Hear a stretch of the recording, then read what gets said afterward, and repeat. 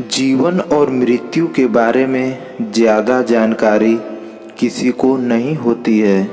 हर व्यक्ति अपनी अलग अलग धारणा बनाए हुए बैठा है, मगर इसके बारे में सभी को सही से जानकारी होनी ही चाहिए, क्योंकि हम सभी को ये तो पता ही है कि हमें कर्म के हिसाब से ही फल मिलते हैं और वो इसी जन्म में हम भोग कर ही जाते हैं।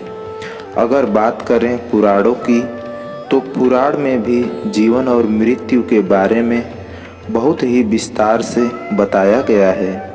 गरुड़ पुराण में तो मृत्यु के बारे में बहुत ही संक्षिप्त में बताया गया है। इसके अनुसार व्यक्ति की मृत्यु के लिए भी समय होता है। जिस तरह से हर काम को करने के लिए कोई निश्चित समय होता है और व्यक्ति को कब क्या करना है, ये सब पहले से ही लिखा होता है। बस ठीक ऐसे ही मृत्यु का भी एक निश्चित समय होता है। जिस वक्त आपकी मृत्यु लिखी होगी उसी वक्त आपको जाना होगा।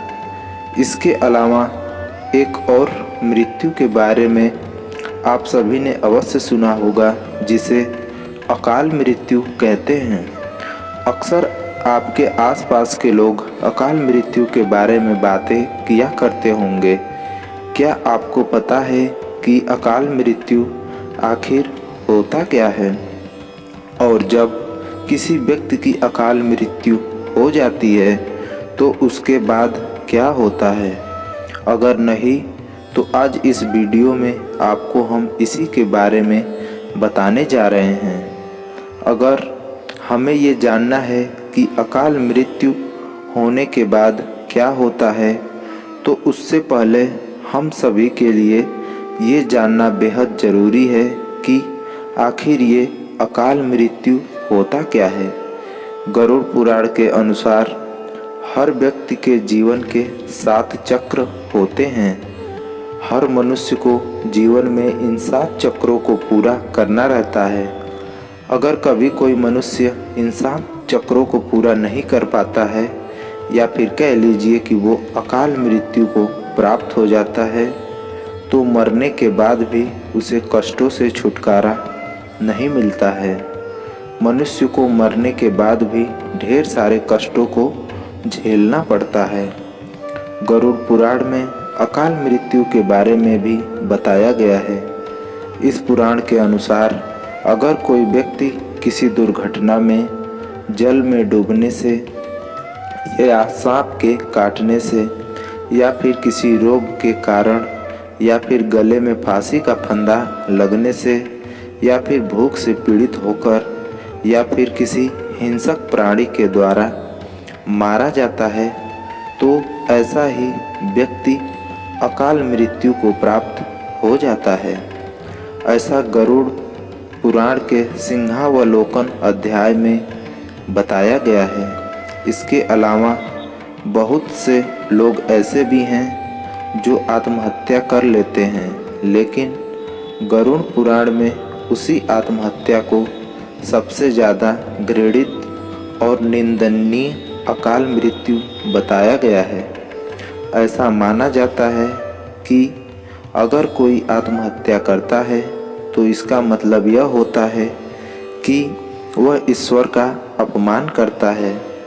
वहीं जिन लोगों की मृत्यु प्राकृतिक रूप से होती है, उन लोगों को 3 या फिर 10 या फिर 13 या फिर 40 दिनों के भीतर ही दूसरा शरीर प्राप्त हो जाता है।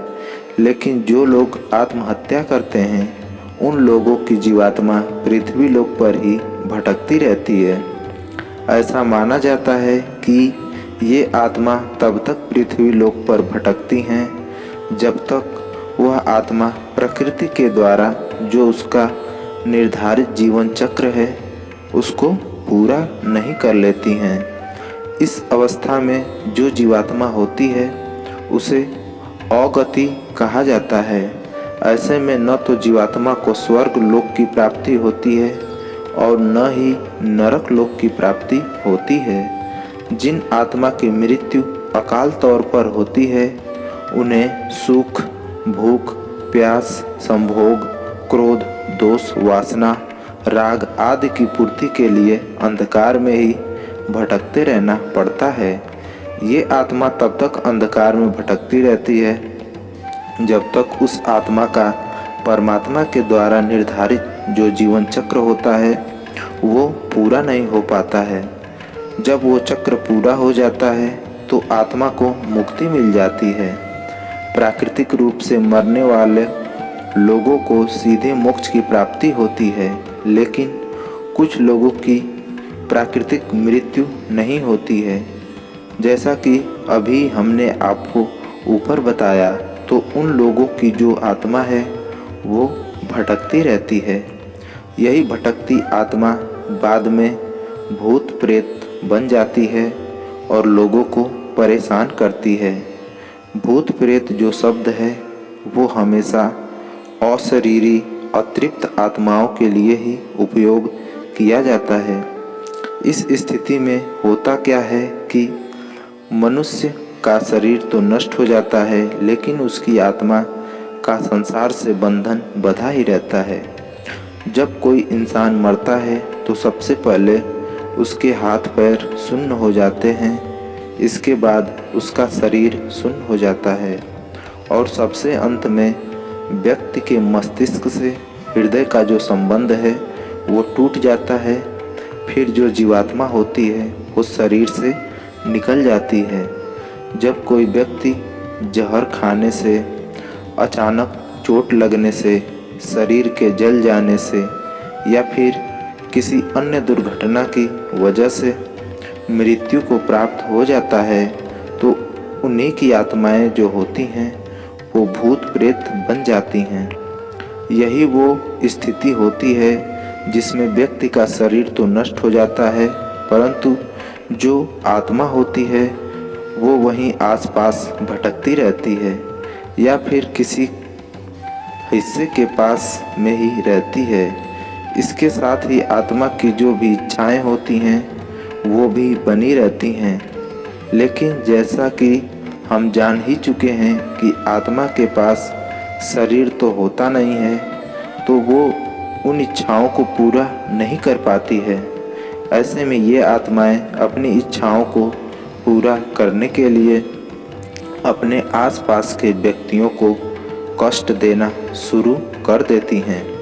ऐसा माना जाता है कि इन आत्मा के जो पितृ होते हैं वो इसलिए असंतुष्ट होते हैं क्योंकि उनकी मुक्ति के लिए कोई भी प्रयास लोगों के द्वारा नहीं किए जा रहे होते हैं और लोग अपना जीवन अच्छे से व्यतीत कर रहे होते हैं। यही कारण है कि अकाल मृत्यु हो जाने के बाद जो अतृप्त आत्मा होती है वो अपने कार्यों को पूरा करने के प्रयास में दूसरे लोगों के शरीर में अपना ठिकाना बना लेती है।